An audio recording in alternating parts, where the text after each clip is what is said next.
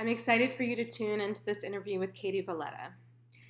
We got into a juicy conversation about science and faith, what it means to have an awareness of not living in a sustainable way for the planet, and dominant culture's pattern of not allowing us to be with the reality of impermanence. Katie Veleta, PhD, is a yoga teacher, community leader, and scientist living in Carborough, North Carolina. Over the past 10 years, she's been simultaneously exploring the spiritual path of the yogic tradition while deepening her understanding of the material world through scientific research. Katie's classes reflect her personal practice and explorations of the intersection between modern science and the ancient practice of yoga, integrating the principles of anatomy and alignment in concert with traditional yogic philosophy, mantra, meditation, and chanting. The practices she teaches have been vital for anchoring her through times of grief and joy. Currently, she is interning for the Science Policy Action Network in Chapel Hill, North Carolina, and shifting from academic research to community-based scientific outreach, focusing on climate change and environmental justice. She's also teaching a local introduction to acro yoga series and workshops. I hope you enjoy this interview with Katie. Hi, Katie. Hi, Michelle. It's good to see you. I'm happy to be here with you. Thank you for saying yes to both co-facilitating the Healing and Community Retreat that will take place in June and for saying yes to this conversation about grief and liberation as part of the online summit. So thank you. Thank you. So I think we'll start with a moment of centering, and then I'll invite you to share more about who you are with the people watching or listening. So you can find a comfortable way to be in your body.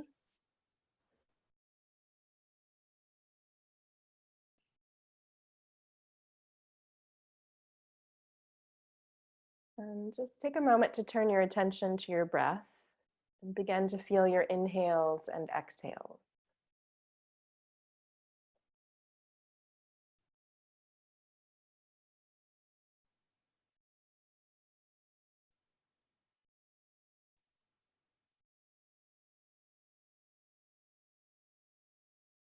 And as you connect with your breath, begin to notice how you feel physically, emotionally, mentally, and spiritually.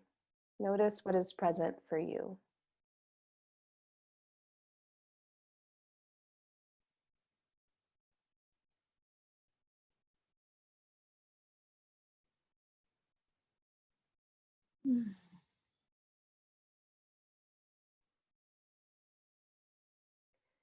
And now bring your awareness to your heart and your heart space and heartbeat, and notice what you're holding in your heart.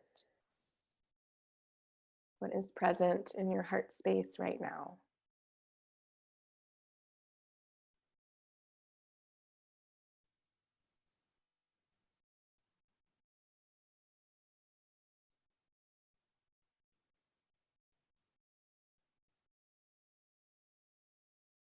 And take a few more deep breaths here, breathing and being with your heart.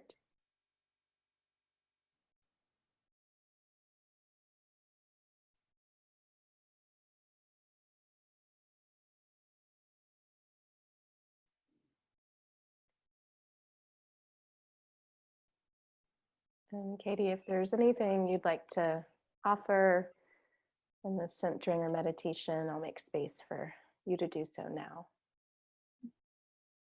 Thank you. I always like to start anything, any group, any circle, with a collective inhale and an audible exhale, and I do 3 of those. And I think that even though we're separated by space and time in the internet, it can still be a way of feeling like we're coming together. So whether your awareness is in your heart space or some other point within your internal field, just taking a moment, breathe all the way in as deep as you can, let the belly expand, and exhale with a sigh. pause and notice. And take one more full deep breath in. And any residual feeling, emotion, thought that is keeping you from being fully present right now, try to move that out of your thought field, out of your body, out of your mind with this last exhale. Deep breath in. Thank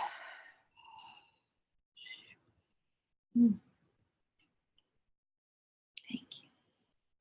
Thank you. So I don't remember when we met, but it was years ago. About that. Maybe 2015. The first memory I have of you is when Donnie and I went to support you with the meditation that you did outside of the town hall. And I think that was like the first big connection that we had. You had been in the periphery, but that was the first time I was like, oh, I'm here for you in my memory. Yeah, and that meditation was after Eric Garner was murdered, and part of the movement work was to repeat what he did, which is I can't breathe, right? And so that meditation was community coming together to really consider how to make space for people to breathe and how we could breathe more fully and be more fully. So yeah, that might have been when we first met, although I knew of you before then. And we're dear friends, just let everyone know that. Yeah. And we do magic together, and we heal together and create healing spaces. And Katie is now Dr. Veleta, which is super exciting. I know that was a journey. I would love for you to share with people, though, what your work is in the world. And work is kind of an interesting word. So maybe what your practice is if work doesn't resonate. Yeah. That's a multifaceted question for sure. I am a yoga teacher. I'm an acro yoga teacher. I'm also a scientist. I just completed my PhD 2 weeks ago, actually, in neuroscience from the University of North Carolina, Chapel Hill. And I think that's actually a question I've been asking myself throughout this process of the PhD, of what actually is my work in this world. And one of the things that I'm really clear on is that I'm here to help people heal. And I think that the science interplays with that because there are different levels in which people allow themselves to engage with thought and with healing. And I think that all people should have access to it. So it's like if I'm existing in the space as a scientist interacting day to day, my goal is to still create an environment where people feel welcome to be their full selves, regardless of the work that we're doing. So regardless of the research that we're doing, regardless of whatever, it's to create an environment where people feel like they can bring them full selves, because that is something that I really struggled with throughout graduate school and with the larger academic institution and being a part of it is a lot of my personhood felt stripped away, and it felt like you're here to do this research, you're here to produce an outcome, and the depth of the person that you are, or the amount of compassion that you have, those sort of soft skills, as people call them in the academic world, like those weren't valued. And so I think a big part of my work is helping those things come to the forefront of being of value, of people perceiving them from all walks of life as being valuable instead of soft skills. So that's one piece, I think, of who I am or what I'm here to do. And I just also like to create space for people to explore what they have going on for themselves through movement and through different movement modalities. So I started teaching yoga, I think maybe in 2012. So that was the first way that I did that. And then as my embodiment practices have evolved for myself, I've also started to evolve the way that I offer those for people. Thank you for sharing where you are and you're also about your right. And I'm going to co-lead you're one of the facilitators for the in-person retreat in June. And I'm wondering why you feel like it's important to center a conversation or a healing practice around grief and liberation, and why you said yes to holding space with other facilitators to do exactly that. Thank you. I think before I answer that question, it's important to me, and we've shared space enough time, that one of the things you do really well that I like is list assumptions or agreements before you sort of get into the deep work that is talking about liberation and grief and social justice. And so I'd like to just share a couple of those before we move forward. I think the first one is honoring the fact that there's more than one way to do grief, liberation, healing, social justice work. There's more than one way. And that my intention in our time together here and in our time together in physical space when we're sharing the container in Asheville is to speak from a compassionate and truthful place within myself that's rooted in my particular social identities and experiences, with the realization that there will be and are so many different identities present probably in this webinar and also in this space that we'll be sharing together in the physical space. So I'm sharing from my experience. I'm aware that it may or may not land with people who have different identities from me. So you know, I use the pronoun she, her, hers. I'm a cis hetero female, white. Those are just a couple of different identities or places from which I'll be sharing my experiences.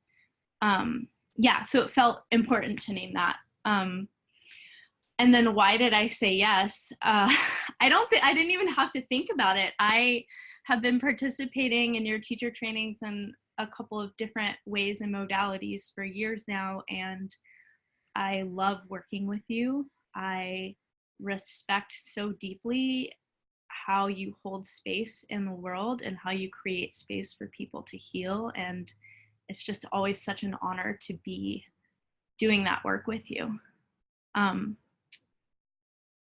I think we're here to support each other in that, and so it just felt really natural to say yes. Can you say the second question again? Yeah, why does it feel like an important time to have this conversation or to create spaces where we're wading through grief in the hopes of finding some freedom? Like, why now? Yeah. We have to grieve what's happening in our country and our society in order to change it, is the bottom line, big picture. I think it's always been an important conversation, but now we live in a time, especially in our country, where the fractures in society are very visible through media and social media, which I have like a whole sidebar we could talk about with the social media piece if we wanted to go there. So it's always been important, but it's really visible now. And we can see how all of the different racism, sexism, gender bias, internalized depression, how all of these things are playing out through media.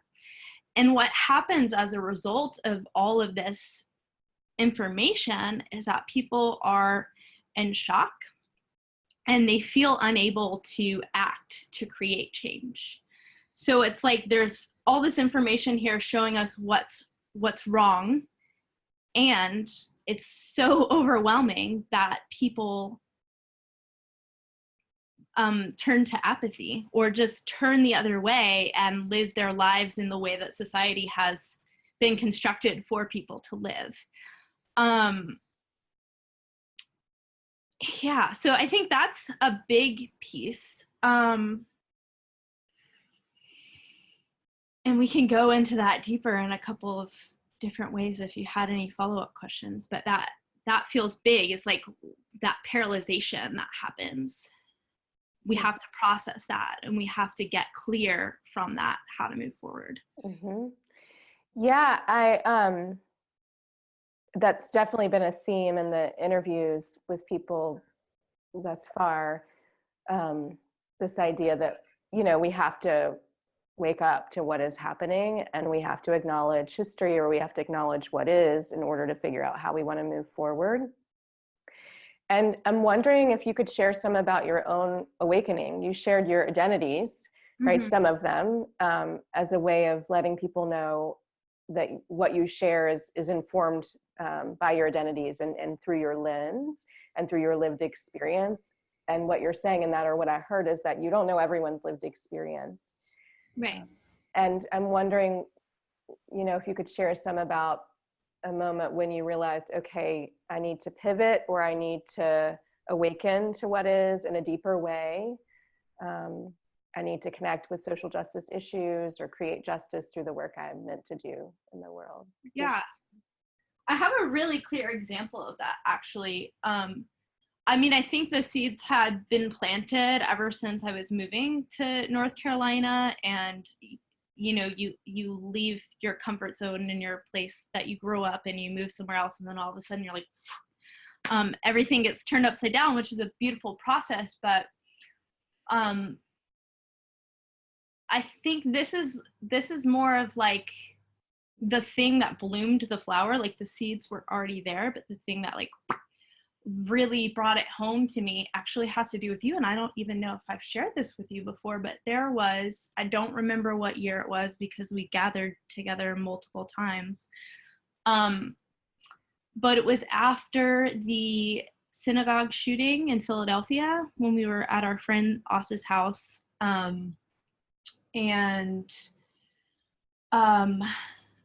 Then there had also been a shooting that day or the day after of I think it was 2 Black elderly folks just in a grocery store. And, you shared openly about your experience with all of us and our sort of trusted group of friends. And you led us through a meditation, which was really beautiful. And I remember in that moment, because we have this shared connection of friendship, I was also really aware of all of the identities that we do share. Being women, being yoga teachers, having higher education degrees, etc. And the way in which you expressed so deeply and openly to us how you were scared on a daily basis to even just go into a public place. I think because of my awareness around the identities that we do share, I was just like, it really just landed for me even deeper. I don't know if I've shared that with you before, but it was a really beautiful experience. And I'm thankful that you felt comfortable to share that with all of us. But that really just bloomed everything. I was like, okay. Hi, Jasper. Oh, yes, Jasper's joined us. Yeah, I remember that evening and the meditation and the sharing of just how I was moving through the world in response to what is happening. And, I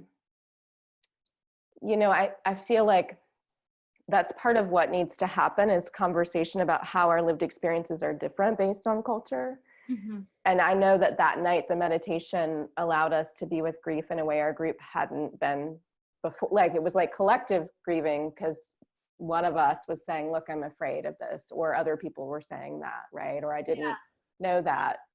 We also have friends who are in the Jewish community too. So I think it was a combination of all of that, which really set up a beautiful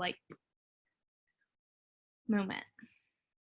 Yeah, so that leads me to the next question about lessons that you have learned from your own process of grieving. Like when you've made space to grieve, are there lessons you want to share with people watching or listening?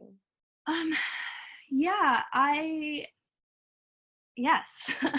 I think the biggest thing that has come for me from grief is faith. And because I'm a scientist and I'm analytical, I was like, okay, well, what is this relationship to grief and faith? And I had like a whole diagram because that's how I roll. But I was thinking about it, and it's anytime that I've really let myself, or not even let myself, but kind of been dragged to the edge of grief, there's a point of surrender. There's a point where I have to put my hands up and say, I cannot do anything else about whatever XYZ situation is happening and all the different ways that grief has shown up. I can't. There's nothing else I can do. I have to surrender it. And after that moment, which sometimes, the journey is you go to the edge, you come back, you go to the edge, you come back, like, but eventually my experience has been that you get to this moment of surrender. And that can look a lot of different ways for a lot of different people. But after that moment, there's like an exhale.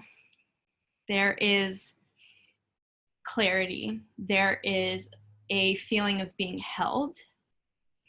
That is really, I can only, try to relate an experience of. But that has given me more faith and understanding of what is on the other side of grief every time I encounter it. So I like to collect evidence, right? So the evidence that I've collected over my grieving process is that the more I allow myself to surrender, the more I can take a deep exhale, deep breath out. There's this feeling of being held and contained by something larger than myself. And then I can just do that as many times as I need to for whatever processes come up. Mm-hmm. Yeah.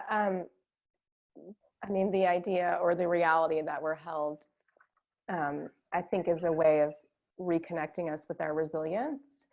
So yes. It's like surrendering and remembering you're going to survive this, or move through it. Survive may not be the word, but move through it. There's something on the other side of it, right? We don't always know what that is, and that you're not carrying that on your own, that there's something holding you, or many things, people, community, spirit holding you in the process of being in the moment where you're surrendering, right? And giving things up or away, and just feeling, right? Just being with the emotions and the feelings.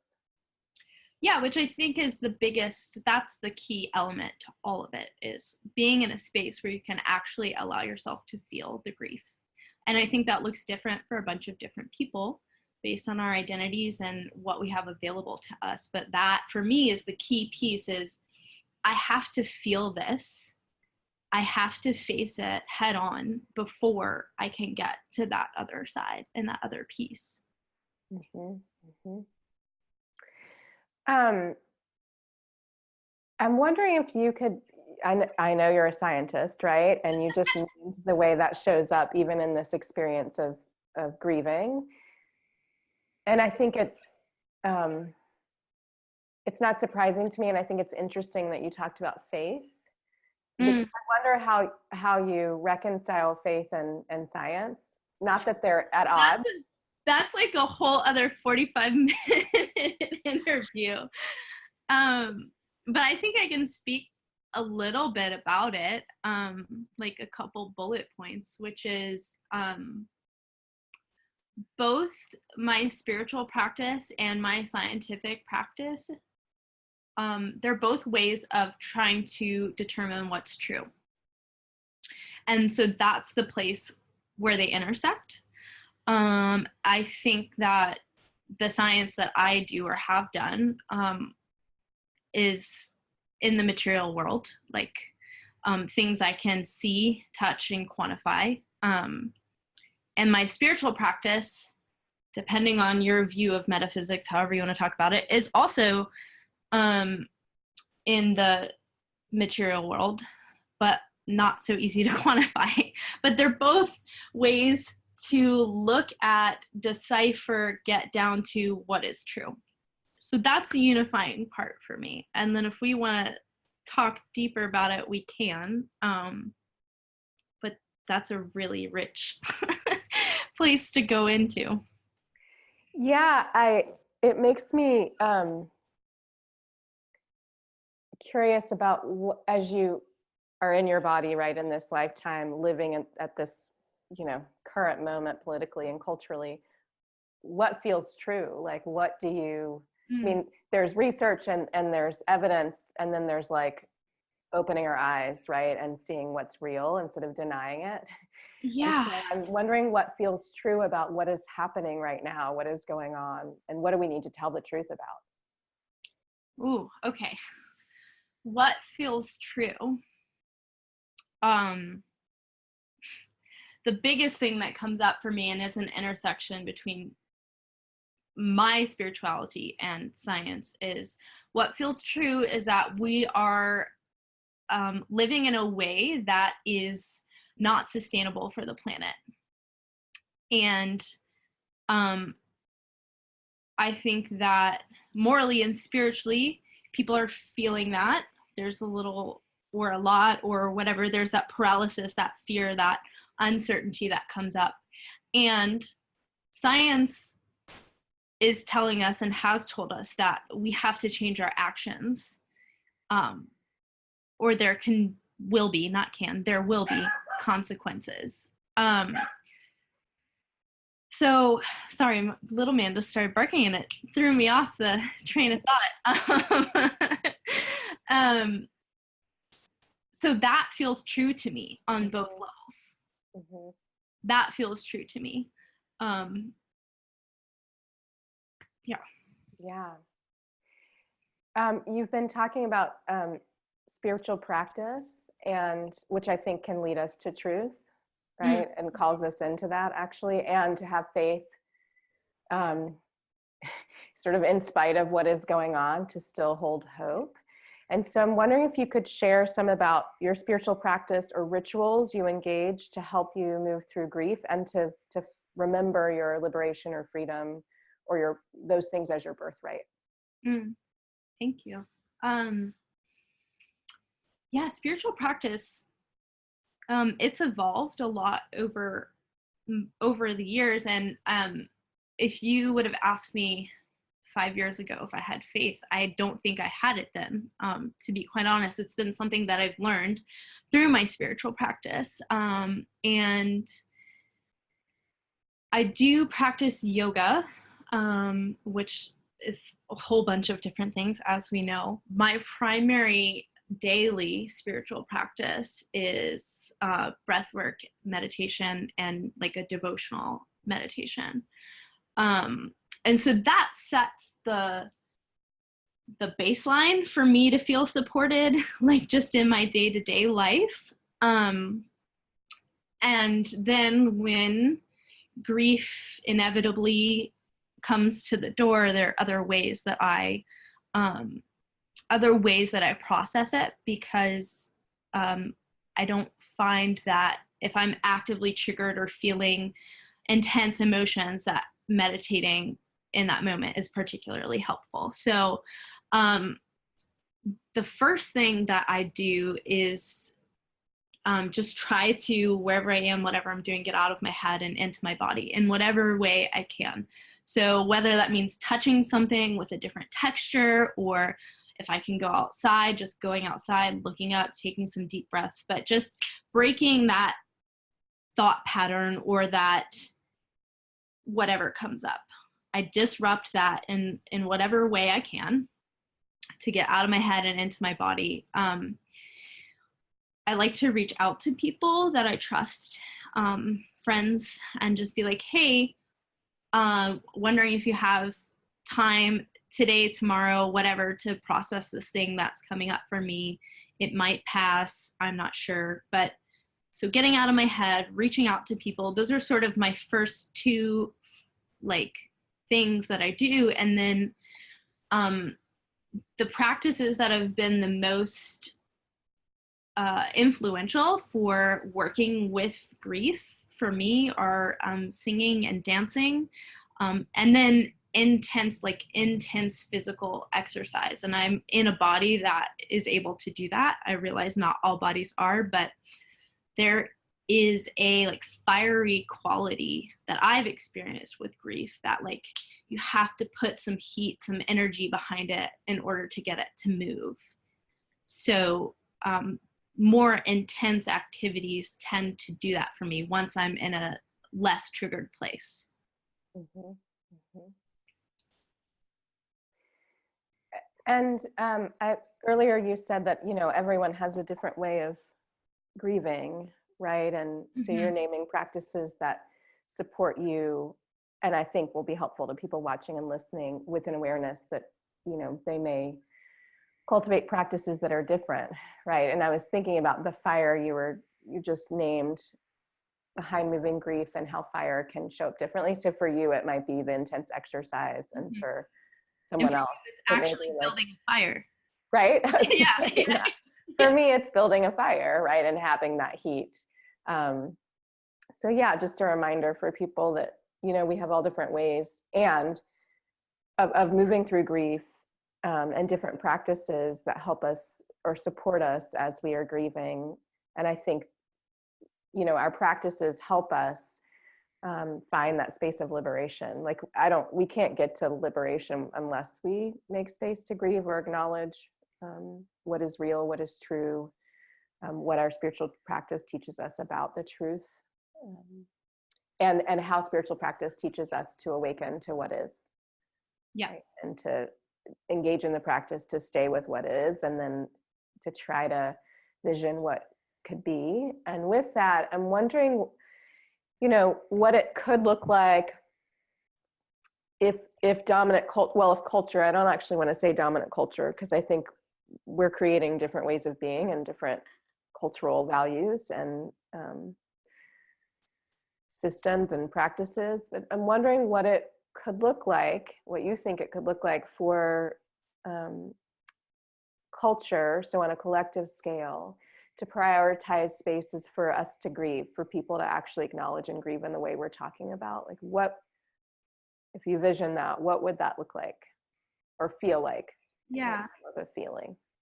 I think to get to the larger cultural level, I had to stop and think about the individual level first.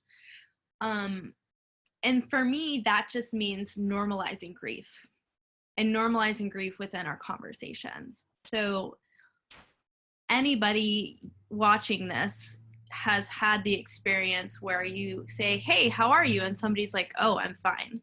And you're like, But there's a shame that people hold in talking about grief. And sometimes if you're on the other side of it, sometimes you don't want to have to deal with other people's stuff, right? So we need to create safe spaces and also normalize that like grief is necessary and normal to talk about. And I think that part of our fear, and this is deep actually, but part of our fear of talking about grief and loss is that as a culture and society, at least where you and I exist, we're death phobic.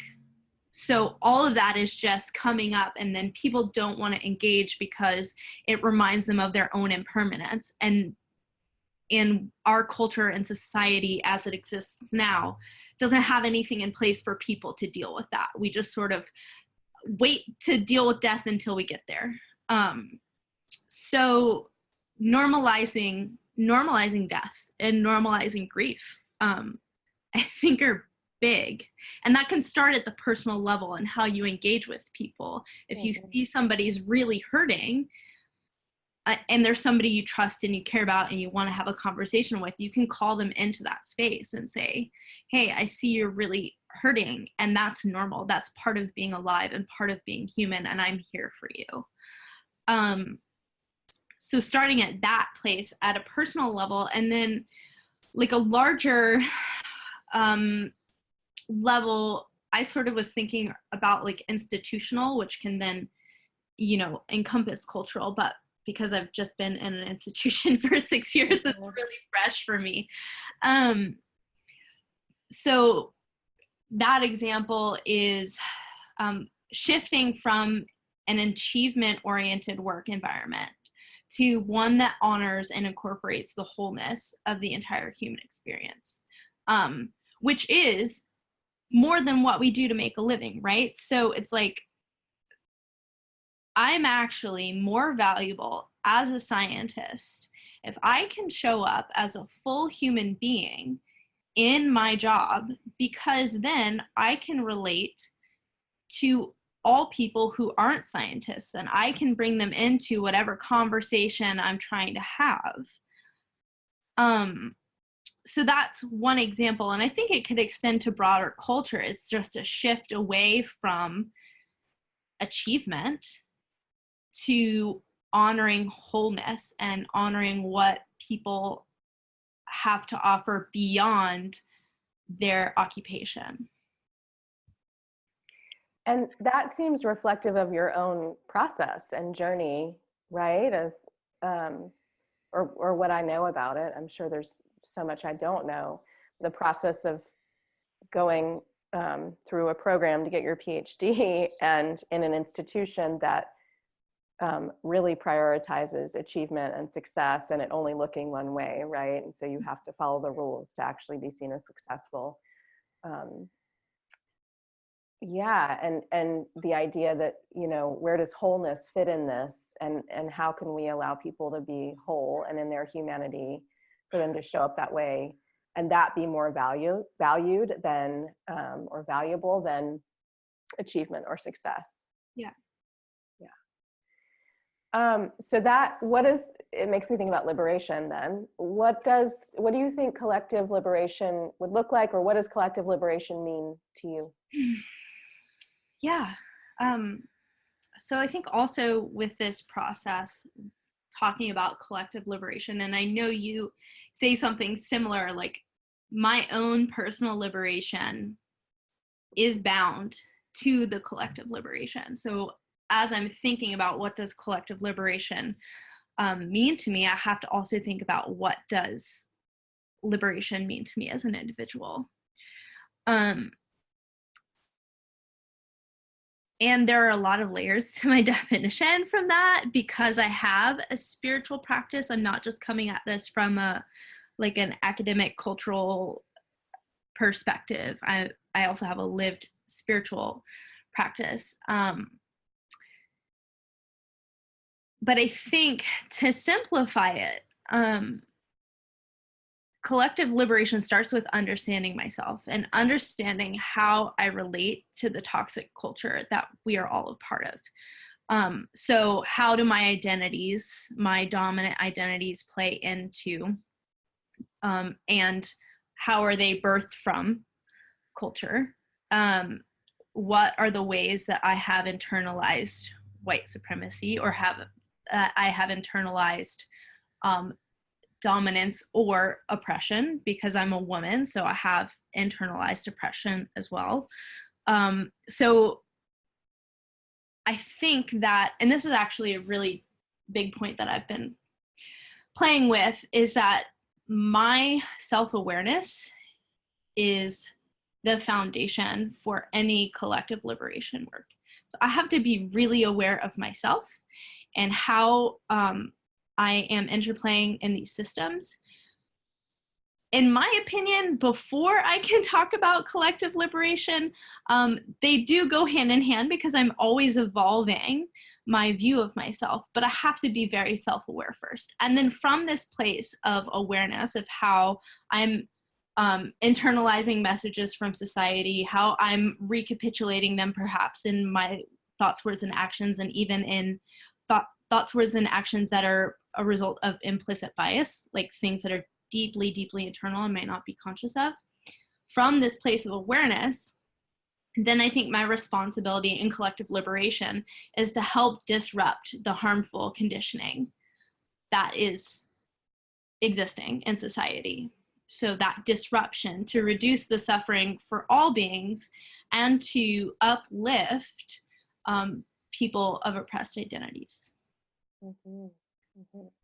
Yeah, I appreciate what you said about you're talking about social location, so understanding where your identities and where you're positioned, right, and based on power and how it's been constructed in institutions and culturally, needing to have that awareness if you're going to be able to engage in a conversation or create conditions for collective liberation. Like if you're not aware of your identities and the power that's assigned to them or oppression that's happening because of them, because of the culture, then it's hard to figure out what freedom looks like. And liberation may look, different for different people, right? And so self-determination is part of this too, and like imagining what this could be based on our social location and based on what we need. Yeah. And if I could add to that, I think that this sort of just brings up for me remembering the feeling of when I was, and I still am in the process of, like, this is an ongoing practice now, right? This like liberation, social justice work. It's like right there with my yoga practice as a lifelong practice now. But when I was first really diving deep into it, there is this feeling of overwhelm of, well, where do I start? Sort of back to that original thing that we were talking about, why is now the time? And one of my teachers just passed along the reminder of, like, it is enough to do the work exactly where you're located. So I don't have to, and this might be very telling of my feeling about social media, but just going to say it. I don't have to be an Instagram celebrity to do social justice work. I can be embedded in my community and my family. I can even not have social media and still do this work. So it's like, wherever you are, start there. Whatever communities you're a part of, whoever you talk to, that's where you start, and that's where the work happens. So I just wanted to Yeah, I think that's helpful for people who feel overwhelmed by what's happening or are in their process of learning about their identities and power. And it's not a linear process, right? This awakening about what is not linear. And so I think it's helpful, just the reminder that this is a lifelong practice, right? Creating justice is a lifelong practice. And we can't prescribe what that looks like for everyone because we don't know. And identity has some to do with that, a lot to do with how we might take action or when we might take action or where, and that it needs to happen on all different levels, right? In our home, in our families, communities, right? Neighborhoods, and on a larger scale as well. But, trusting that people are doing that work on different levels is part of what I think will sustain us in this movement to create justice. So I'd love for you to share if there is anything coming up in 2020 that you want people to know about, and if you want people to be able to contact you, of course, I'll put that'll be on the webpage too. But if there's anything you want to share so people can know what's coming up. Thank you. Yeah, I'm in a really fun place in my life where for the first time in 12 years, I actually don't know what's next. So there's also a grieving process that comes along with that too, of like grieving my identity as student. Like I'm letting that piece go completely. So what is next? So 2020, we're doing the retreat together in June, along with 4 other co-facilitators. And before that, I don't have too many offerings going on. I'm taking some time for myself. So I'll be going to Acro Yoga Level 2 teacher training in January. And then I'll have about a 3-month window where I'll just be teaching locally. So teaching yoga and acro yoga classes And then right before the retreat, I'm taking my celebratory graduation trip and going to be trekking in Nepal. So that being said, I do have a big window of time to collaborate with people, talk with people in February through April. So you can follow me on Instagram at Run to Be Born. If you're in the Triangle area and you want to do some acro yoga, you can go to Triangle Acro Yoga Facebook group. And then I'm actually in the process of getting a website up and going with Tristan. So that will be available, I think, by the time this is put out for people. Great. Thank you. And thanks again for saying yes to this conversation and yes to co-facilitating the retreat that's happening in June in Asheville, North Carolina at Olm Sanctuary. Thank you. It's such an honor and privilege to share space with you and to connect and have this conversation. So thank you so much, Katie, and I love you. Thank you. I love you. Thank you, Jasper, if you're still there. He's here. He's curled up next to me. Good. Okay. And Little Man's in the background. Little Man's in the other room. They're going to meet soon. They will. Thank you. I love you.